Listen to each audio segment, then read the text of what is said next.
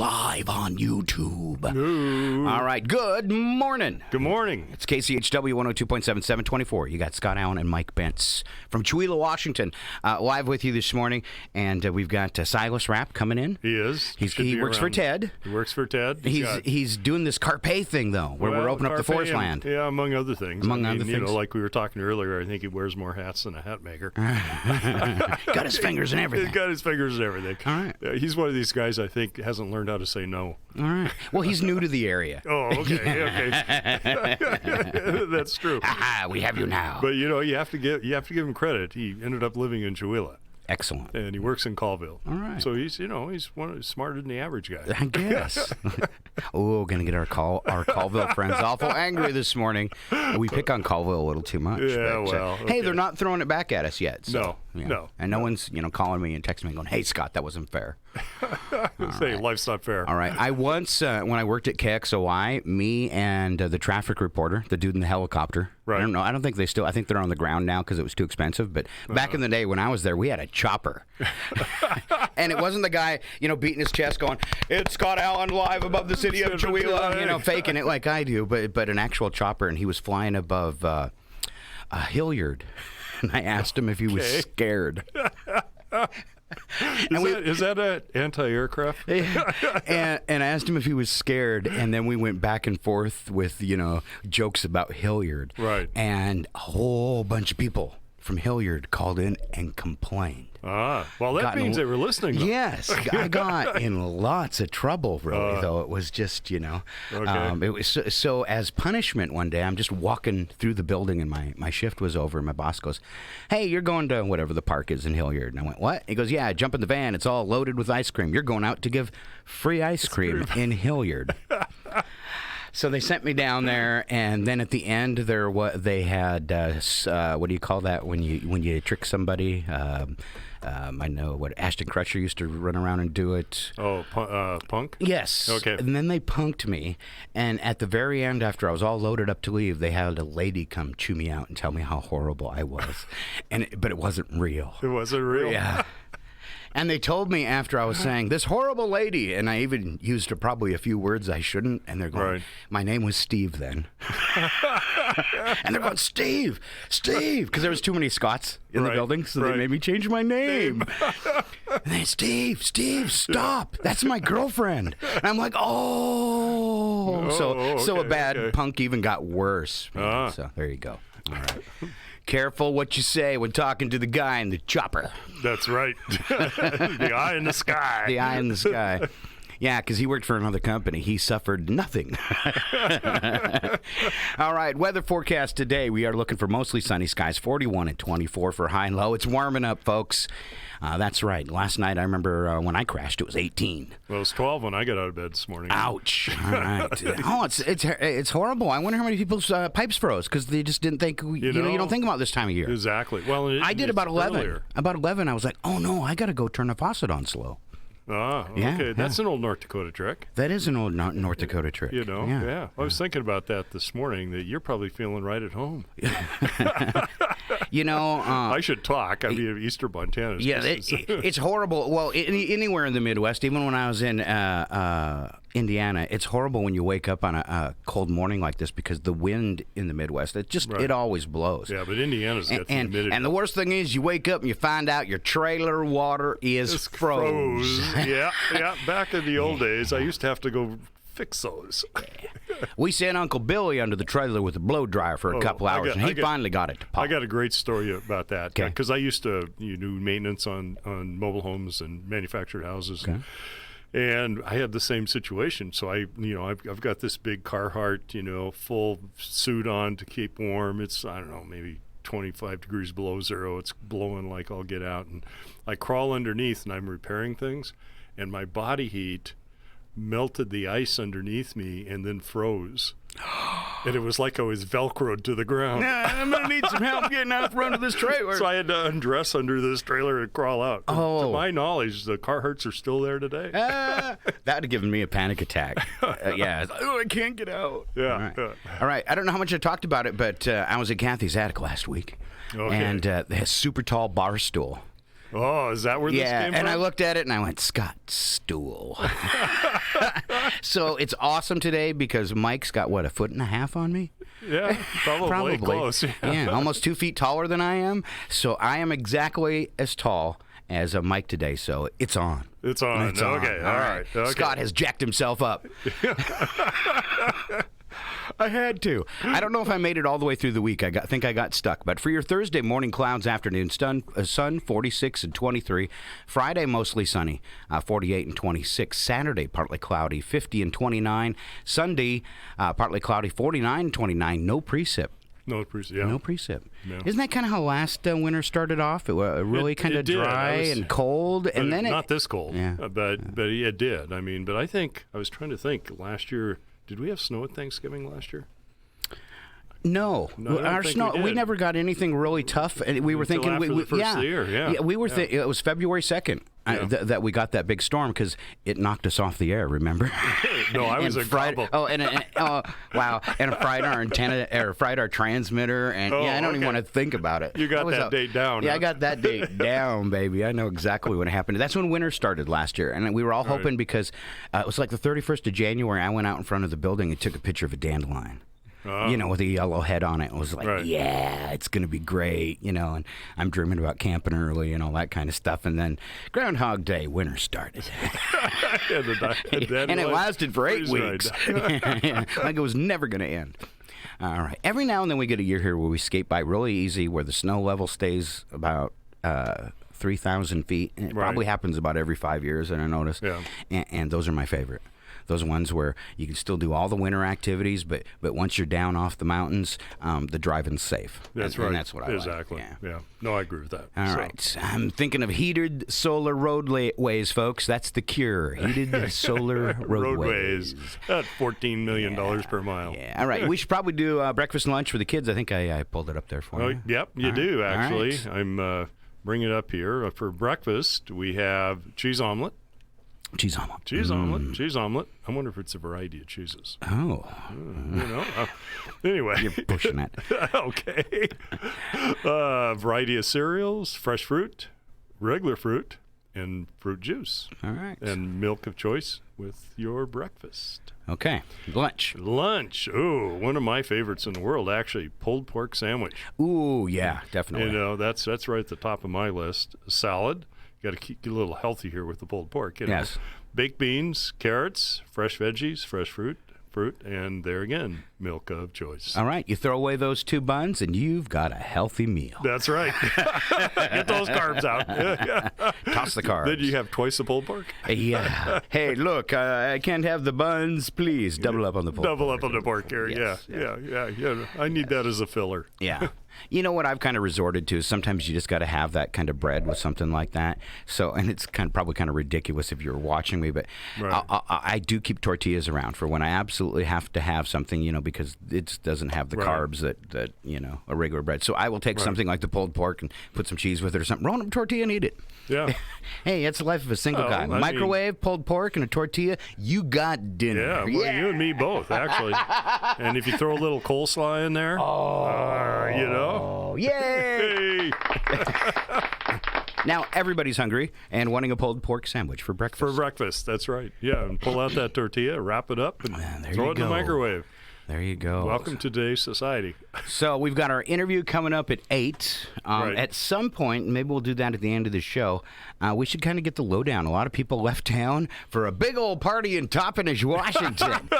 And man, what happens in Toppenish doesn't stay in Toppenish, so I'm sure we're going to get an update. Actually, it was about the Creative District, right? It was, actually. All right. I bet you got a bunch of new news on that. I got a bunch of news on that, and among some variety of other things that are happening in the community that we need to make sure people are aware of. But yeah, I haven't been in Toppenish since 2005. Okay. All right. Well, I've got some costume ideas for you since you've been gone. Okay. And you might not have had a chance to get ready for Halloween. So I was thinking costume ideas. Mike's going to need some costume ideas. Okay. My first one for you was dirty laundry. Okay. Grab a laundry basket and cut out the bottom. You may need to secure it with a string to create suspenders that will hold the basket in place around your waist. Okay. I'm visualizing this. It might be a little tight.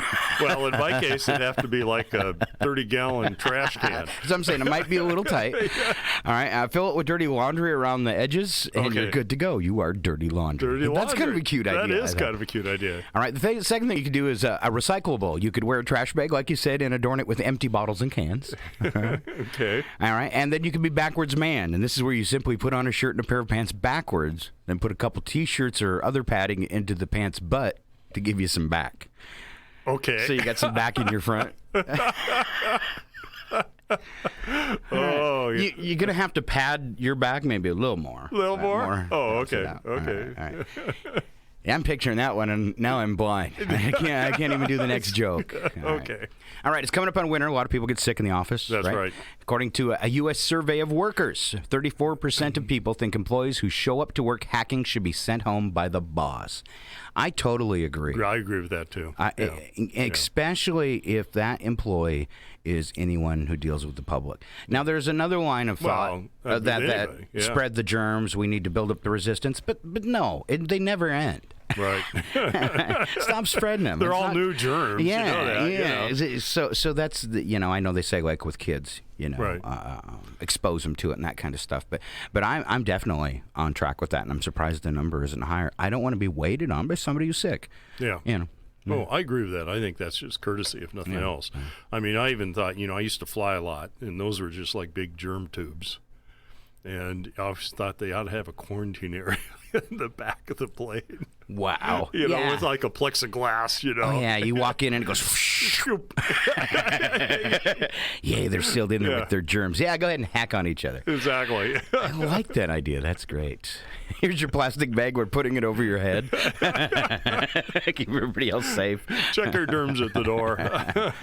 All right, don't fly with Mike. Right. You got any buddies up on the airport with planes? I've got a couple. I mean, I've never ridden in their planes. So they're not that good a friend. They're not that good a friend, no. But on the other hand, I've never asked. Yeah, I mean, that's the other side of that. I want to take off from Chihuahua in a plane without paying for it, and I keep putting it on the radio, and nobody's taking me up on it. Nobody's taking you up on it? Oh, okay. I can't even afford to take a train out of Chihuahua. Maybe we need to do a fundraiser. I keep waving at the train when it goes by, trying to get it to slow down so I can hop on, but no. Yeah, well, I don't think that's the kind of train you can... Oh. All right. 3% of us go so far as to say coughing coworkers should be isolated in a special sick room. Go, Mike. That's right. 37% steer clear of colleagues who come to sick work. Yeah, right. yeah. Yeah. And the one that was gets me is somebody who, after you've shook their hand, talks about how they feel like they're coming down with something. That's always bad. Yeah. 2% give the sick person the evil eye.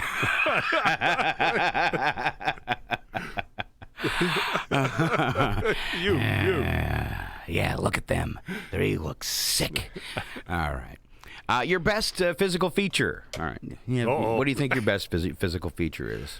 My best physical, my eyes. Your eyes. Yeah, I keep being told that. All right. Yeah. All right. And what's your worst?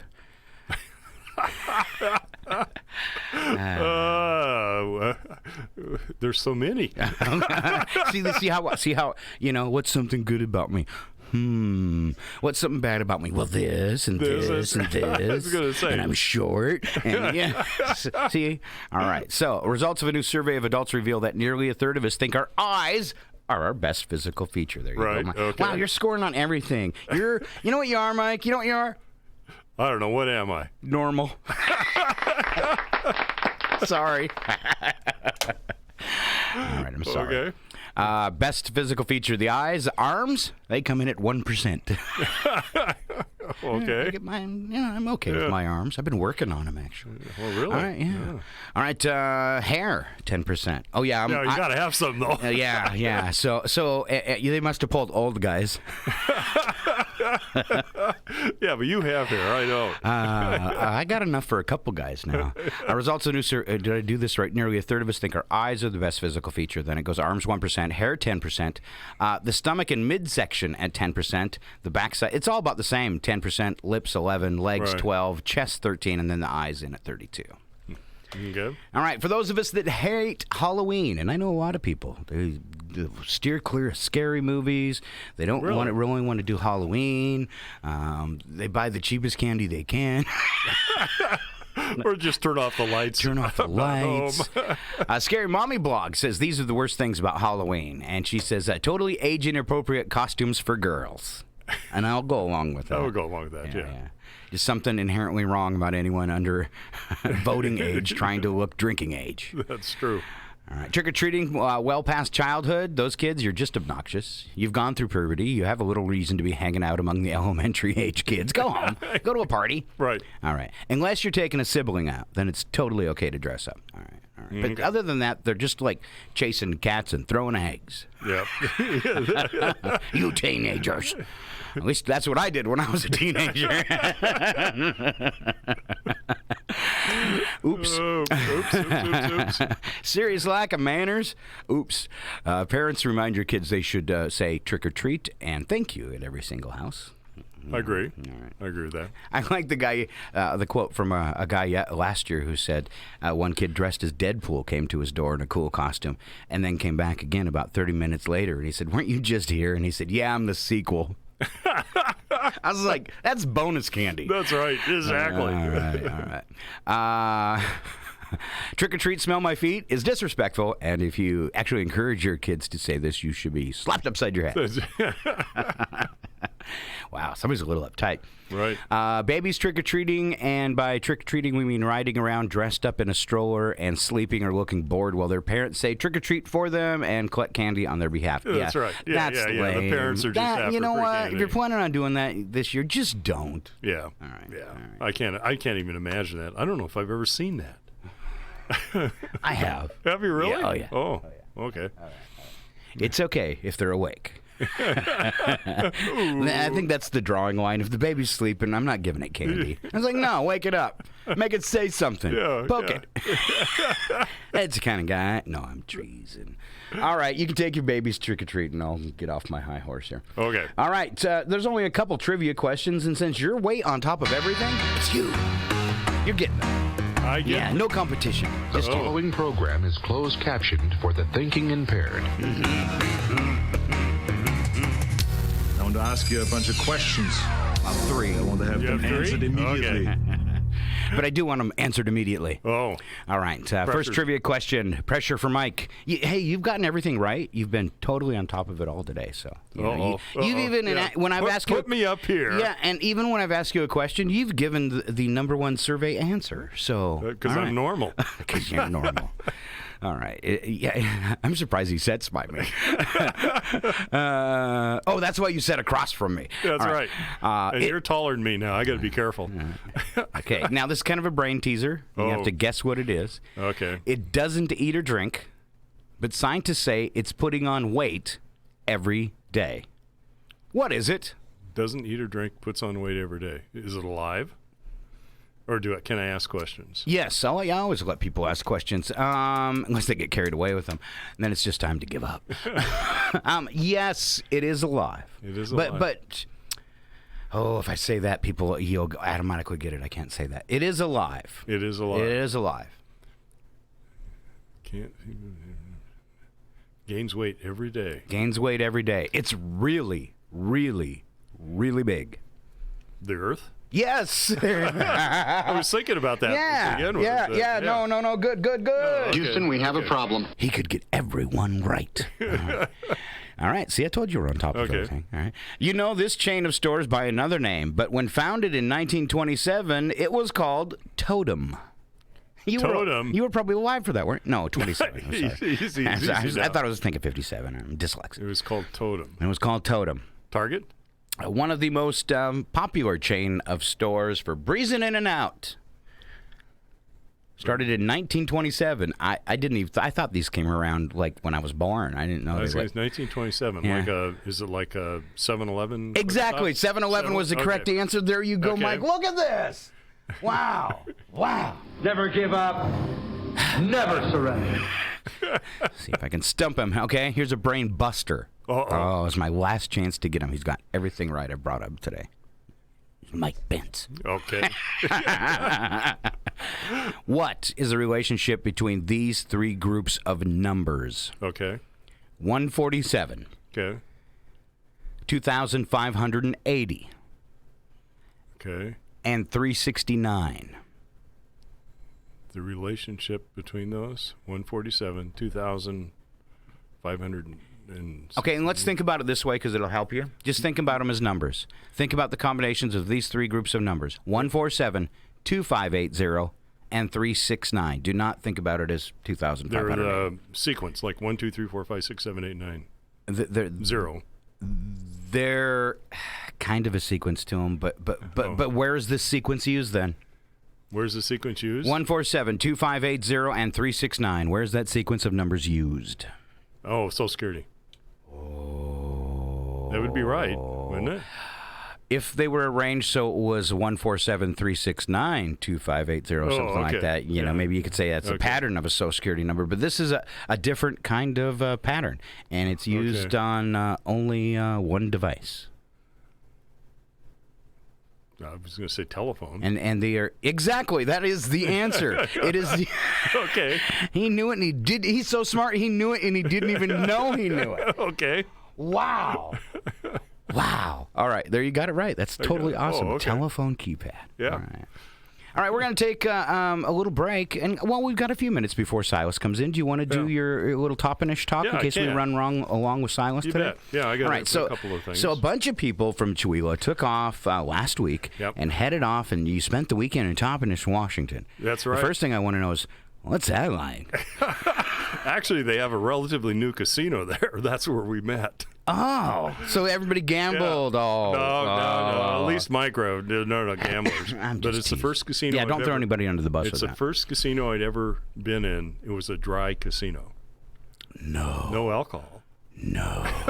I didn't even think those things existed. Whoa! It's like the end of the world, Mike. Why would you go? Why would you go? That's why they have to have a convention center because no one would show up. Yeah. Well, actually, before we left, there was another guy that said, "You're going where?" And I go, "Yeah." He says, "Take your own bottle." He said, "Oh yeah, that's a town with a dry casino." Doesn't make sense. That's right. Exactly. Is it like no smoking too? No, they allowed smoking. What the heck? Yeah. You know, as you walk in, it says no alcohol, drugs, or guns. It is a nice casino. I don't want to. With an indoor weed store. I didn't look for none that. of this is Maybe you would. None of this is making any sense. So that's like when I was in North Dakota, and my nephews is like they give last call, and I look at my watch. I'd set it for North Dakota time. Right. It says 12:45, and I look at my nephews. I was like, "What? They close the bars at 12:45? I'm not ready to go home." And they go, "Oh, don't worry, Uncle. See that little window there? It looks like fast food." And I said, "Yeah." As you're walking out, you just stop there. They give you a bottle. I said, to go to my car with. And he says, welcome to North Dakota. Yeah, well, Wyoming has drive-up liquor stores. Oh, my gosh. This is so dangerous. I know it. It just kind of doesn't connect the dots, does it? Wow. What year is this? Oh, that's so unsafe. Because if you have any kind of alcohol problem, you're not going to be able to say no before you get home. You're cracking that bottle. Yeah. I think that's, okay, I'll be quiet. Anyway, so now you got me completely off the subject. Sorry, back to Toppenish where they have a dry casino. We were talking with Mike. Okay, well, just in a short nutshell, the Chihuahua Creative District was invited to go by the Washington State Commission for the Arts to attend a cultural convention in Toppenish. And the reason we were asked there is because of the Creative District. And at this point, there's only 3 that have been appointed, and they're Edmonds, Olympia, and Chihuahua. There's 2 more coming online, Port Townsend and Twisp. And all-day Sunday... Twisp? Twisp, yeah, exactly. Twisp, like, Have you been to Twisp? I have. Okay, so those of you who don't know, Twisp is like, 8 miles outside of Winthrop, the western theme town. Exactly. Yeah. I used to live in Twisp. There was a little radio station that I helped get started there, too. Right. And it is the dirtiest little town I've ever been in. Easy now. I'm sorry. It's going through a repurposing, I guess. Is it? I don't know. Wow, they're going to have to put a new facade on every building downtown. Every building downtown? Yes. I mean, the bar still had a dirt floor with peanut shells on it. Oh, yeah. Okay. Anyway. Sorry. So I only say that because Chihuahua is the best place in the world. Okay. I agree with that. All right.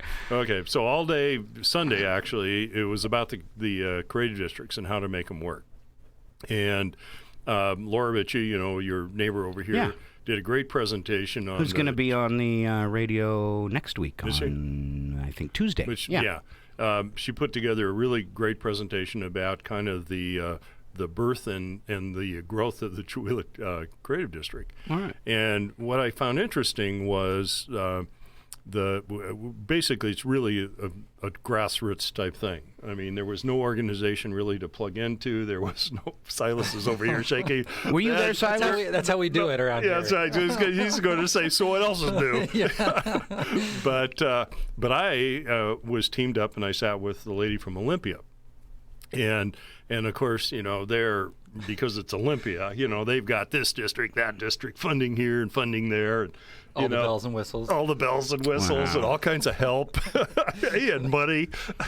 And so I'm talking to her, and she did a great presentation. And people will see parts of that presentation actually on December 4th when we do the open house for the Creative District, as far as the economic impacts and why the change to creative districts versus traditional manufacturing, for instance, is a good deal. But anyway, what I got out of it was she looked at me and she says, "You guys really got your act together. I wish we could." Wow. All right. And it was really a good meeting from the standpoint we learned a lot. Whenever I go to a meeting, and frankly, in my entire life, I'm meetinged out, but I come back with action items. I write down action items, and I came back with 12 action items actually. That some of them will implement immediately. Others, it's kind of a growth thing. You kind of grow into it.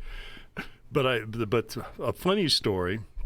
I was in a case study with a guy from Port and Langley, and Langley's trying to get the creative district up and going too, and they were talking about wayfinding signs, because that's one of our first-year goals for this creative district is to get wayfinding signs in play.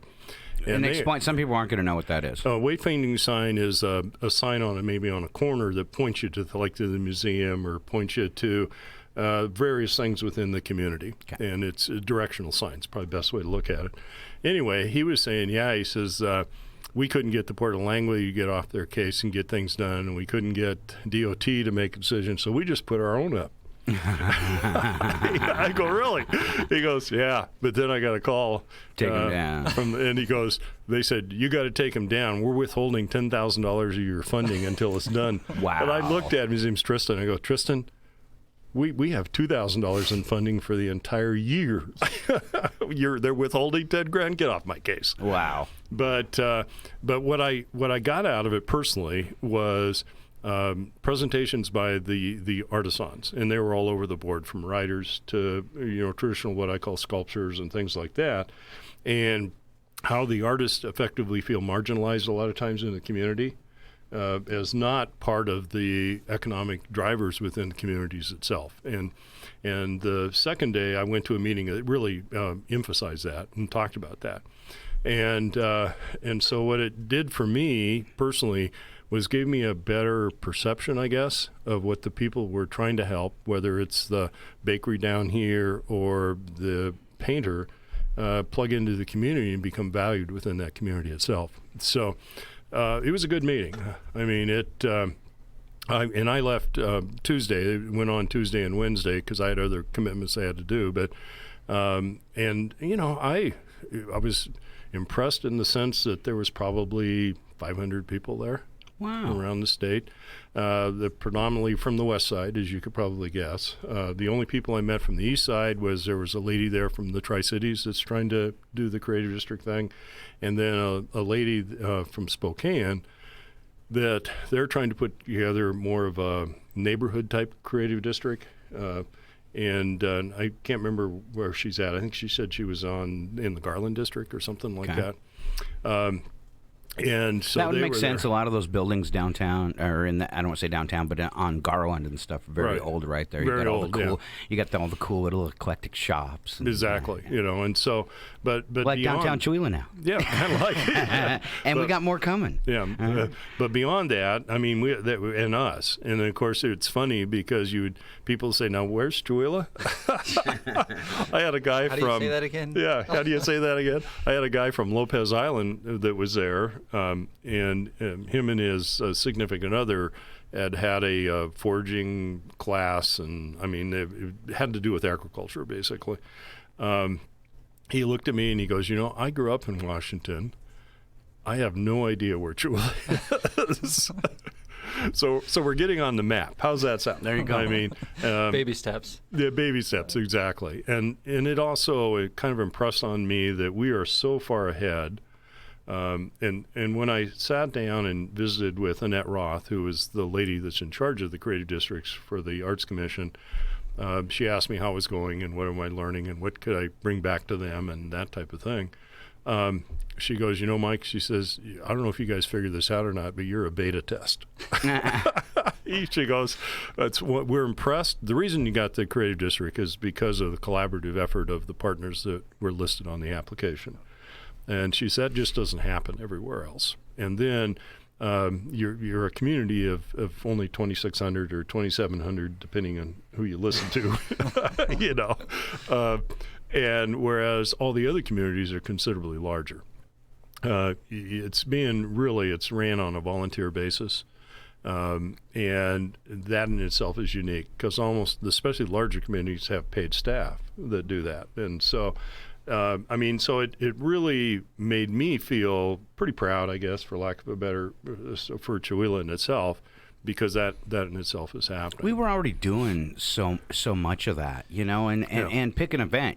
It's easier for me because I've been involved with something. It's just like, when we started doing Boo Fest before we gave it to the chamber, and we were doing it with Kiwanis and doing the hot dog feed, and it's just like we just went to them and said, hey, we want to do, start this trick-or-treating thing and for the kids that's safe, and then we'd like to have a contest and give them a hot dog feed or something like that. And they were like, oh yeah, we're on it, and I'm sad the hot dog feed has went away, but those kind of things, you see it happen all the time where two groups come together and do something together. And the grant writing class I took a few years ago over in Colville at the WSU Extension office, they really talked about, with money harder to find and stuff, grant writers are way more apt to give a grant when two groups come together and say, we need this to do this for our community. Yeah. So. Well, and one of the things that came out of this, there was a gentleman there that works for the Arts Commission that's in charge of their grants. And he actually runs the small one we got for the Creative District. And he says, one of the things that came out of this, he says, I've been working on it and it just gives me more value now, is not so much on these small creative districts handing you the $5,000 and say run with it, but to look at giving you more like an operational grant for a period of years. Because you really don't have the money to do the background stuff, the administrative stuff, stuff like that. And actually, one of the key points that came out of the meeting in Hayden Lake that I talked about here a while back from the people out of Colorado was one of the best things you can do as a creative district is at a minimum get paid administrative staff on as fast as possible. Because when you're working with volunteers, life gets in the way, and unfortunately some things get done, some things don't get done in a timely manner or at all. People come and go, People come and go. And so this guy's named Miguel, and so I got his card, and he says, tell you what, he says, give me a call towards the end of November. He says, I already got the approval process started on certain levels. I'm still waiting for an approval process from somebody else. I can't remember who it was now. But he said, I'd like to talk to you guys when that happens. So if we're a beta test, they might pay a little more attention to us. And when they got some new ideas, say, you guys want to try this? And Karin, I can't remember her last name, who is the commissioner for the Washington State Arts, one of her comments was to Diane Evans was, we're impressed because we've had 3 meetings and Chewelah showed up at all 3 meetings. And I can't say that for a whole lot of people sitting in this room. And so, and when we show up, it's all volunteer. It's we're serious about it. Because we're serious about it, yeah. I mean, I probably could have done other things on Sunday, Monday, and Tuesday than go to Toppenish, but and we are serious. It's just like it took a long time, but look at all the people we're serious about. I mean, look at the people in PACA. They were serious about getting a theater in Chewelah, and how many years that they didn't give up until it happened. Exactly. Yeah. So lots of good stuff coming out of that meeting. I think I want to continue to plug the December 4th meeting. It's going to be at Quartzsite in place of the featured artist for the month. Okay. Tim Nielsen and Patrick both said, hey, why don't you guys, become our featured organization, I guess. Because it's all about the arts, yeah. right? And I can tell you, we decided it's not going to be a formal presentation. There'll be some kind of like loop type presentation running all the time, but we're going to set up stations where people can kind of ask the expert type thing and make it more interactive and try to get more people to really get the right story, because there are people out there that say it's just for the arts, and it really isn't just for the arts. It's an economic development tool at the same time, and we got to get those things squashed, or at least a good communication out on that, and get the community a little bit more aware of what's going on, because I think what's going to start happening is these pieces start coming together. It's going to start steamrolling itself. Well, and there's some new things happening too. I know somebody's going to open up a place for a bunch of shops. Right. I know that with Chuck and Laura just had a soft opening for what they're doing here with their creator studio. Right. And my friend Chris bought a building right on Main Street, and she's going to do something with art. Right. Okay, that's all. Yeah. So there's even more stuff coming. So, yeah. Well, and I'll bring them maybe the next time we talk about the creative district. But all the economic impacts are just huge. Yeah. I mean, if I'm pulling off the top of my head, but I think it's, as a combined economic driver, it's larger than like agriculture and service and blah blah blah combined. I mean, it's a big number. Mm-hmm. I mean, when you start looking at things like the bakery and the brewery and the local welder, and I mean, they're all creative industries. And the one thing I got out of well, not more than one, but one of the things that I got out of from the Olympia, talking to the lady from Olympia, was they decided to expand from I think they call it, maybe Cyrus can help me, NAICS codes, their occupational codes. Not. Okay. I could see, yeah. It's basically there's codes out there that like if I'm in welder, I'm a certain code, stuff like that. Sure. Well, what the creative district is they publish these codes, and there's, I don't know, a couple of pages long. But Olympia said, no, wait a minute here. We've got creative people that aren't on this, and she used examples like automotive fabricators and people that restore things like marine boats and stuff like that. And so they built 2 lists. And so we're going to do that too. You'll see that on the 4th of December. These are all kind of the traditional ones, but look beyond the traditional ones. I mean, and a lot of times you don't think of it like that as a skill being creative. Well, you'd be on that list. But it's like my buddy Ed. I can stand in the same spot and take the same picture. Right. And his looks better. It is. Using the same camera. Right. Okay, he's just got a gift. He's better at it. He's just better at it. Yeah, exactly. So anyway, there's a lot of things going there, and I don't want to take up Silas's time here. So I got some other things if we get to it, we can get to it. And I want to stop down here since we're at are you in a rush to be anywhere this morning, Silas? I mean, I got work to do, but... You got work to do? All right. I'd like to stop down, play a couple songs, and reset YouTube, because I love to have these interviews like with Silas and the people that come in separated from the rest of the morning show, that people can go back to YouTube and watch them at a later date. And your last one got a lot of views. So, well, fantastic. All right. You're an internet star. So we teased him earlier, but if you just tuned in, we're going to come back here in a few minutes, and we're going to talk with Silas Rapp. Now, Silas works for TED, but as Mike said, he's got his fingers in everything. Yeah. And we've been talking about the Carpe and the opening of forest lands, and we're going to do more of that today. Well, I want to talk a little bit about the Chewelah Valley Land Trust. Yeah, I mean, you've got a fundraising thing going for that. All of these things, even it goes back to the creative district, all these things just tie together, and there's, like you were saying, there's so much going on as far as and I do have a few irons in the fire, but yeah, with the land trust, the Carpe, with the A to Z project. All right. All of the above. Wow, we're going to come pick his brain. Stick around just a few more minutes. It's KCHW Chewelah, 102.7 FM. Couple songs for you right here. It's Rob Thomas. This one's called Her Diamonds, Northern Lights Public Radio. Back to Silas in just a minute. Oh, up the hill, she says I just can't win for losing. And she lays back down. Man, there's so many times I don't know what I'm doing. like I don't know now. By the light of the moon, she rubs her eyes, says it's funny how the night can make you blind. I can just imagine,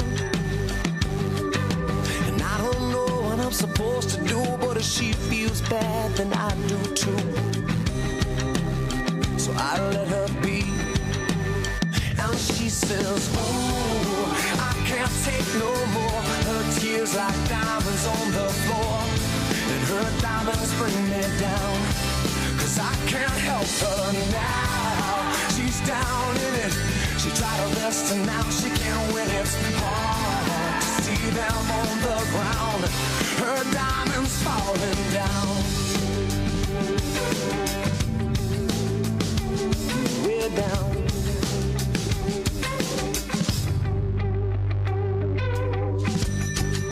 She sits down and stares into the distance, and it takes all night. And I know I could break her concentration, oh, but it don't feel right. So by the light of the moon, she rubs her eyes, sits down on the bed and starts to cry. And there's something less about her, and I don't know what I'm supposed to do, so I sit down and I cry too. But don't let her see.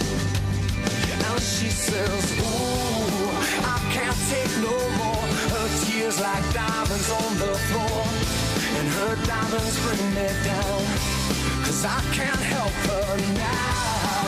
She's down in it. She tried her best and now she can't win. It's hard to see them on the ground, her diamonds falling down.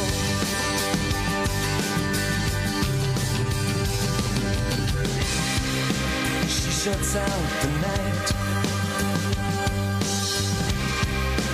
tries to close her eyes.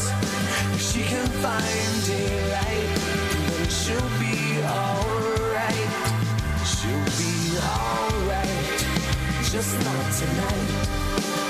And she says, oh, I can't take no more. Her tears like diamonds on the floor, but her diamonds bring me down, 'cause I can't help her now. She's down in it.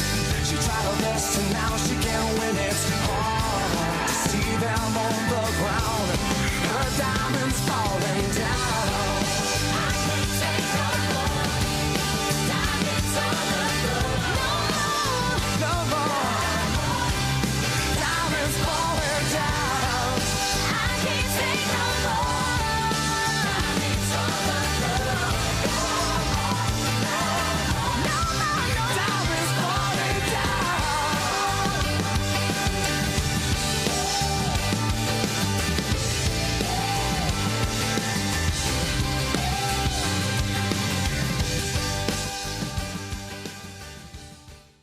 It's 8:11.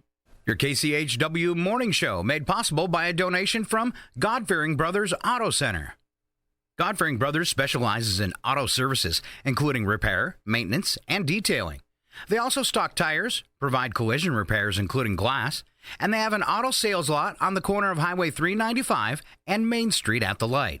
For more information, you can visit the Auto Service Center at 806 East Main in Chewelah. Find them online at godfearingbrothers.com or by phone at 509-935-6414. KCHW-FM thanks God-Fearing Brothers for supporting public radio in Stevens County. And by Chewelah Floor and Wall. Chewelah Floor and Wall carries items for improving your home. Carpet, vinyl flooring including vinyl planks, tile, window blinds, and countertops. Chewelah Floor and Wall in the 3rd Street Mall also offers meeting and commercial rental space. 935-8021 or online, ChewelahFloorandWall.com. KCHW thanks Chewelah Floor and Wall for over 6 years of continuous support of public radio in Stevens County.